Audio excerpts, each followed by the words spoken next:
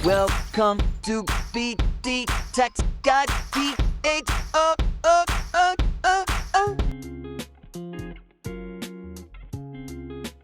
Ang tanong, Shopee seller ako. Kailangan ko ba i-register ang business ko sa BIR? Ayon sa RMC number 8 2024 ng Bureau of Internal Revenue ng Pilipinas, opo, kailangan. Kailangan nang mag-register sa BIR ang mga online sellers sa Shopee at sa iba pang online shopping platforms. Ayon din sa RMC number 8 2024, kailangang siguraduhin ng mga e-marketplace operators na makapag-submit ng Certificate of Registration ang mga sellers bago sila makapagbenta sa platform.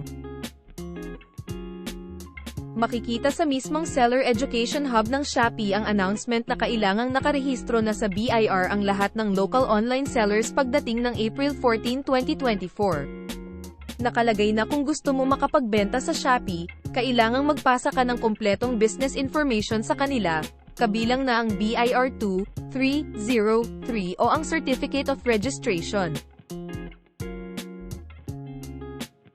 Ayon sa mga customer service representatives ng Shopee, mare-restrict o hindi na magiging visible ang shop ng mga Shopee sellers na hindi makakapagpasa ng kumpletong business information sa platform pagdating ng April 14. Para sa mga tips at kasagutan sa mga tanong nyo tungkol sa BIR, DTI, tax at iba pa, mag-like at subscribe na po kayo. Thank you for watching.